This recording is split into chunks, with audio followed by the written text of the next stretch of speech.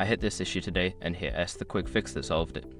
If you need to lock your BMO card for security reasons, follow these simple steps. Step 1. Log into your BMO online banking.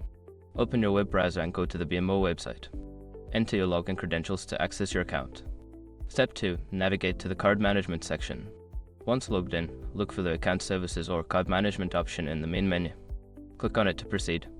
Step 3. Select your card. In the card management section, find the card you wish to lock. Click on card to view its details and options. Step 4. Lock your card. Look for the lock card option. Click on it and confirm your choice when prompted. This will immediately lock your card to prevent unauthorized transactions. Step 5. Check confirmation. After locking your card, you should see a confirmation message. Make sure to check your email or notifications for any updates regarding your card's status. If you accidentally lock your card, you can easily unlock it using the same steps.